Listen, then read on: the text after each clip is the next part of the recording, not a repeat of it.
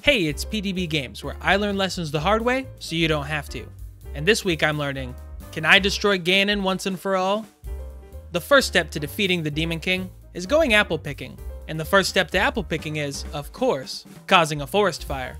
But then I realized, silly me, I've come to the worst reviewed apple orchard in all of Hyrule. And when I tried to pick this big green apple, I could see why.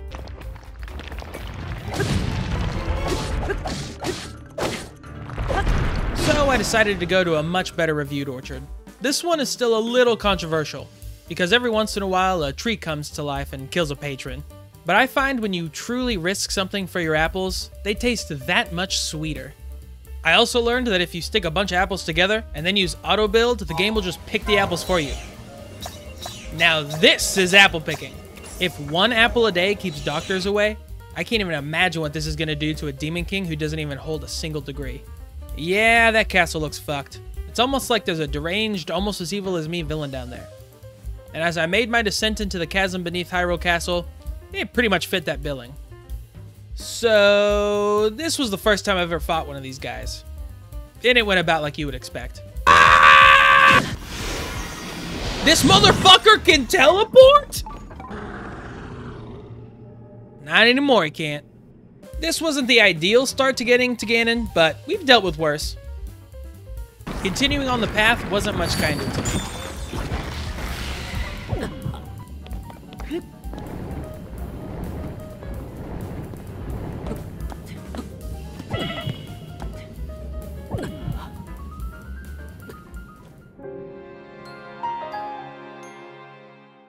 But eventually, I ended up falling right into the first battle arena. And this would have been the perfect place for me to remember that you can put down fast travel points. Trust me, you're gonna want to put one here.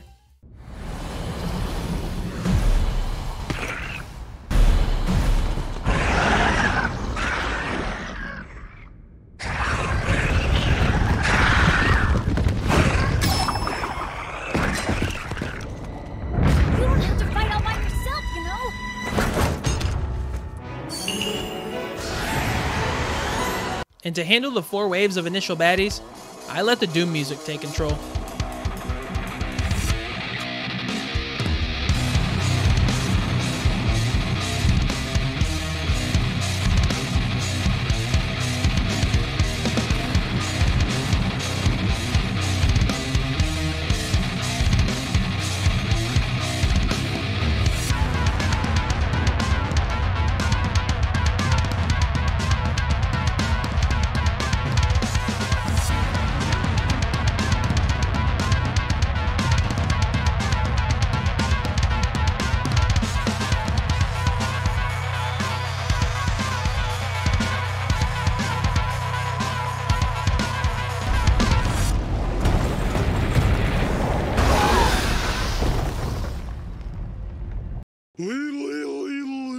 When I finally got to Ganon, there was something oddly paternal to his tone.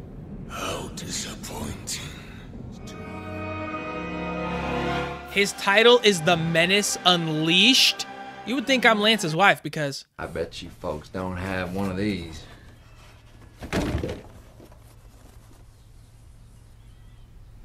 I want that. But Ganon had other plans. Ooh. And as I laid there in my own gloom and urine, I realized I was woefully underprepared with only one dish to remove gloom rot remaining in my inventory. And that's nowhere near enough. So remember when I said that you should put down a fast travel point at that earlier place? This is why. When I got out, I realized I couldn't leave. So I took a page from Zelda's playbook and went back in time and frolicked in some Sundaline fields with my friends, before falling down the hole, listening to Doom, and being confronted with my father's perception of me. And wouldn't you know, packing way more meals to cure gloom rot made the whole ordeal much more manageable. Throughout this fight, I really just threw the kitchen sink at him. For phase 1, Gibdo bones to the face do wonders. For phase 2, Moblin horns to the face do wonders. And then in phase 3, this giant boomerang I made last episode would do wonders to the face. Damn it! Mind, everything. I'd sacrifice it all to destroy you. And cast this world into eternal night.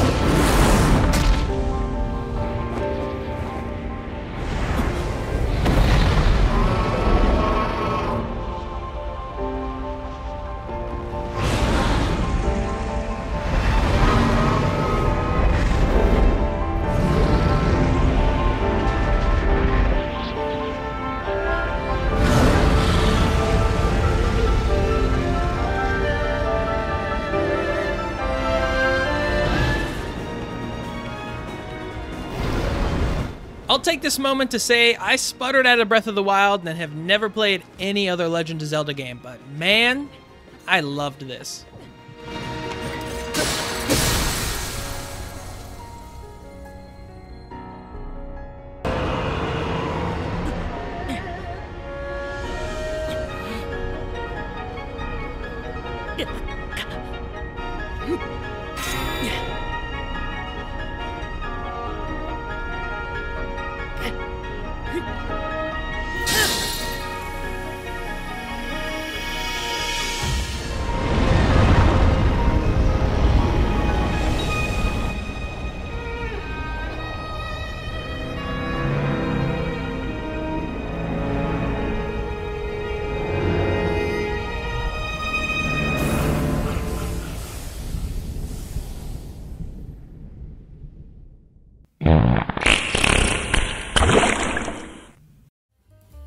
So we defeated Ganon, we turned Zelda back into her human form, all is right in the world, at least until the next game comes out.